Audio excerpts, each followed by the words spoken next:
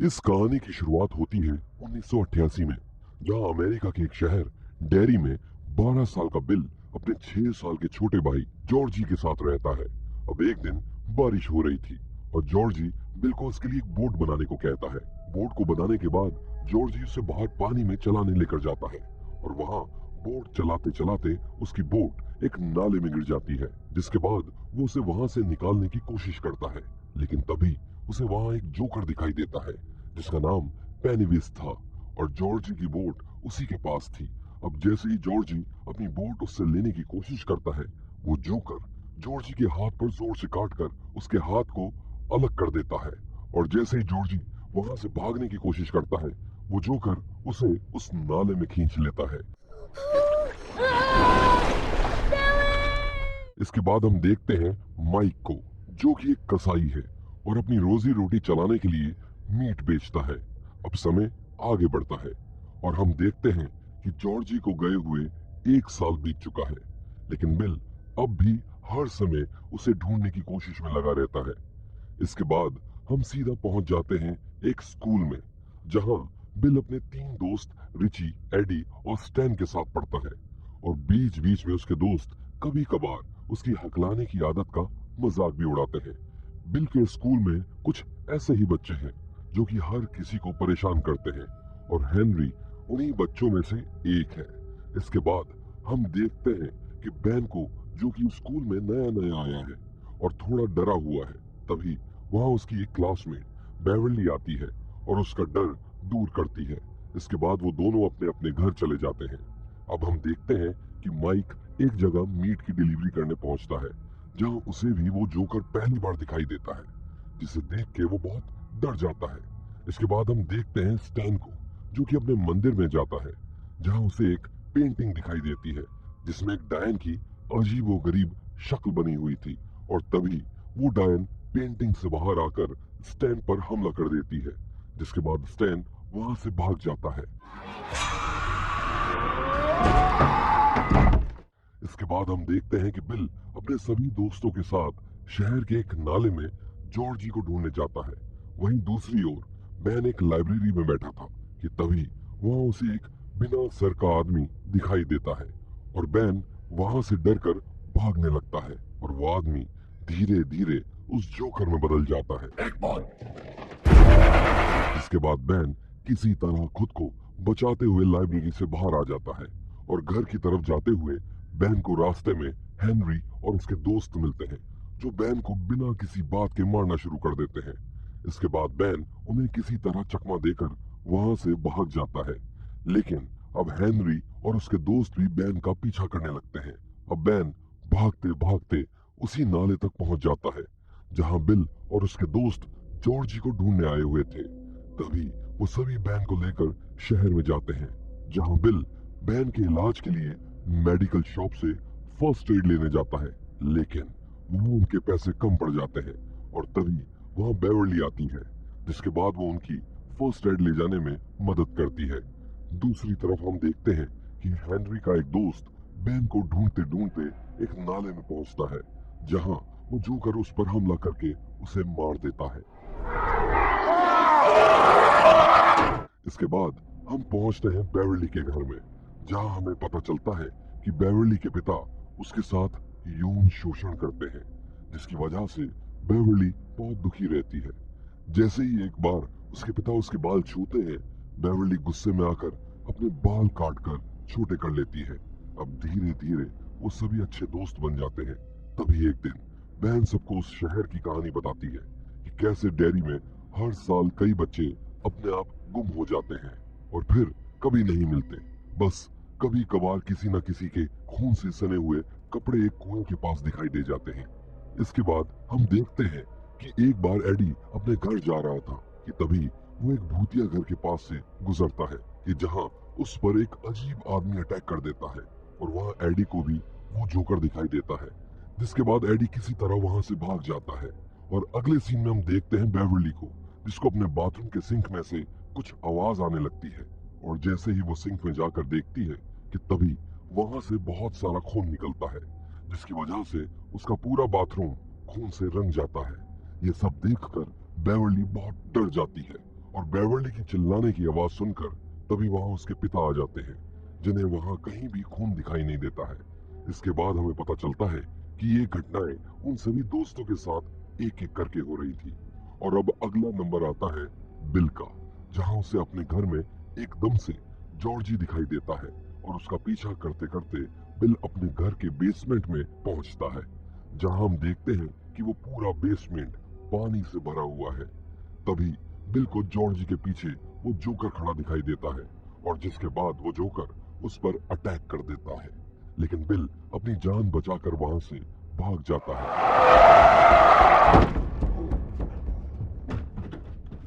इसके बाद बेवर्ली अपने दोस्त को उसके घर बुलाती है, जहां वो उन्हें अपना बाथरूम दिखाती है, जो अब भी खून से सना हुआ था। लेकिन हैरानी की बात तो ये थी कि वो सभी उस सारे खून को देख सकते थे। जिसके बाद वो सभी मिलकर उस बाथरूम को साफ करते हैं और वहीं हमें पता चलता है कि बैन और बिल दोनों ही बेवर्ली से प्यार करने लगे हैं। इसके बाद वो सभी एक दूसरे को बताते हैं कि उनके साथ क्या क्या हुआ है, जहां उनमें से ज्यादातर लोगों ने उस जोकर को देखा था।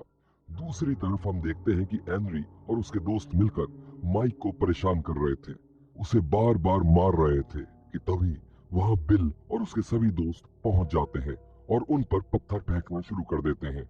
और कुछ पत्थर खाने के बाद हेनरी अपने दोस्तों के साथ वहां से चला जाता है।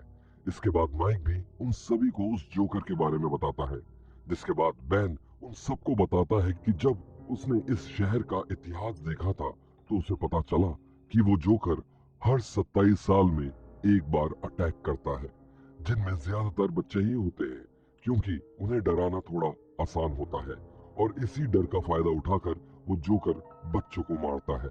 इसके बाद वो सभी बिल के घर पहुंचकर इन सब चीजों की जांच पड़ताल शुरू कर देते हैं कि तभी उन्हें पता चलता है कि उस शहर के सारे नाले एक कुएं से जुड़े हुए हैं और वो सब उस भूतिया घर में ही है। लेकिन तभी वहां एकदम से वो जोकर आ जाता है और उन सब पर हमला करने की कोशिश करता है, लेकिन थोड़ी ही देर बाद वो एकदम से गायब हो जाता है। इसके बाद वो सभी मिलकर उस भूतिया घर पर जाते हैं, जहां प्लान के अनुसार सिर्फ रिची, एडी और बिल ही उस घर के अंदर जाते हैं और बाकी सब बाहर ध्यान रखते हैं। और अब वो तीनों घर के अंदर घुस रहे हैं, जहां उन्हें उस घर से अजीबोगरीब आवाजें सुनाई देती हैं और तभी उन्हें वहां एक औरत दिखाई देती है और बिल और रिची उस रूम की तरफ बढ़ते हैं। पीछे से एडी एक दूसरे रूम में था कि तभी बिल और रिची के रूम का दरवाजा अपने आप बंद हो जाता है और बाहर खड़ा एडी उनकी तरफ भागता है, लेकिन तभी उस जगह की जमीन धंस जाती है और पीछे से एक भूत एडी को पकड़ लेता है और एडी डर के मारे उस जगह से नीचे गिर जाता है। वहां रूम के अंदर बिल और रिची फंसे हुए हैं। तभी रिची को एक दूसरे रूम में एडी दिखाई देता है, जिसके पीछे पीछे वो दूसरे रूम में चला जाता है, जहां उसे एक ताबूत दिखाई देता है, जिसके अंदर उसी की शक्ल का एक पुतला रखा हुआ था, जिसे कीड़े खा रहे थे। तभी वहां वो जोकर आ जाता है और रिची पर अटैक कर देता है, जिसके बाद बिल उसे खींचकर उस रूम से बाहर निकालता है और उस रूम का दरवाजा बंद कर देता है। नीचे हम देखते हैं कि गिरने की वजह से एडी की हाथ की हड्डी टूट चुकी है और तभी वहां जोकर आकर एडी पर अटैक करने की कोशिश करता है, लेकिन बिल और रिची भी वहां पहुंच जाते हैं और वो जोकर मुड़कर उनकी तरफ बढ़ना शुरू कर देता है। लेकिन तभी बेवर्ली वहां आकर उसकी आंख में रॉड घुसा देती है, जिसके बाद वो जोकर वहां से चला जाता है। लेकिन बिल उसका पीछा करता है और तभी बिल को वो कुआं दिखाई देता है, जिसके अंदर वो जोकर रहता था और उस घर से बाहर निकलकर उन सभी लोगों में लड़ाई हो जाती है, क्योंकि बिल उस घर के कुएं में वापस जाना चाहता था और इसके बाद वो सभी अलग हो जाते हैं, अपनी अपनी लाइफ में वापस लौट जाते हैं। दूसरी तरफ हम देखते हैं कि वो जोकर हेनरी को अपने वश में करके उससे उसी के ही पिता का मर्डर करवा देता है, जिसके बाद वो जोकर हेनरी को बिल और उसके साथियों को मारने भेज देता है। अगले सीन में हम देखते हैं बेवर्ली के घर को, जहां उसके पिता फिर से उसके साथ यौन शोषण करने की कोशिश करते हैं, लेकिन इसी हाथापाई में बेवर्ली उन पर जोर से हमला करती है, जिसके बाद उसके पिता की भी मौत हो जाती है और तभी वहां वो जोकर आ जाता है। बेवर्ली को अपने साथ ले जाता है। इसके थोड़े ही समय बाद बिल बेवर्ली के घर पहुंचता है, जहां उसे पता चलता है कि वो जोकर उसे वहां से ले गया है। इस बात की जानकारी बिल अपने सभी दोस्तों को देता है, जिसके बाद वो सारे दोस्त बेवर्ली को बचाने उसी भूतिया घर पर पहुंचते हैं और वो सभी अपने लिए कोई ना कोई हथियार ढूंढते हैं। लेकिन माइक अपने कसाई खाने से एक बंदूक लाया होता है और उसी घर के बाहर हमें हेनरी की कार खड़ी दिखाई देती है। इसके बाद वो सभी उस घर में घुसते हैं और सीधा उस कुएं तक पहुंच जाते हैं, जिसके बाद वो रस्सी की मदद से कुएं में उतरना शुरू कर देते हैं। वहीं दूसरी ओर हम देखते हैं बेवर्ली को, जो कि उस कुएं के अंदर है। वहां उसे उन सारे बच्चों की लाशें हवा में उड़ती दिखाई देती हैं, जो भी बच्चे आज तक गायब हुए थे। तभी वो जोकर वहां आकर बेवर्ली पर अटैक कर देता है, जिसके बाद बेवर्ली उसके वश में आ जाती है और वो भी बाकियों की तरह हवा में उड़ने लगती है। दूसरी तरफ वहां सारे लोग कुएं में उतरने लगते हैं, लेकिन जैसे ही माइक वहां से उतर रहा था तभी हेनरी उस पर पीछे से हमला कर देता है। लेकिन माइक किसी तरह उससे बचते हुए उसे कुएं में धक्का दे देता है, जहां गिरकर उसकी मौत हो जाती है। इसके बाद वो सभी नीचे टनल्स में घुसने लगते हैं, लेकिन अब उन सभी को अपने अपने डर वहां दिखाई देने लगते हैं, जिसमें सबसे पहले स्टैन को वो औरत दिखती है जिसे वो डरता था, और वो औरत स्टैन को देखते ही उस पर अटैक कर देती है। लेकिन तभी बाकी सभी लोग वहां ऐन मौके पर पहुंचकर स्टैन को बचा लेते हैं, और तब हमें पता चलता है कि वो औरत और कोई नहीं बल्कि वो जोकर ही थी, जो कि स्टैन को डराने के लिए उसका रूप लेकर आया था। इसके बाद बिल को फिर से जॉर्जी दिखाई देता है और बिल उसके पीछे चला जाता है, जिसके बाद बिल के दोस्त भी उसके पीछे आने लगते हैं और बिल का पीछा करते करते वो सभी बेवर्ली के पास पहुंचते हैं और उसे हवा से नीचे उतारते हैं और बैन के गले लगते हैं। बेवर्ली उस जोकर के वश से बाहर आ जाती है।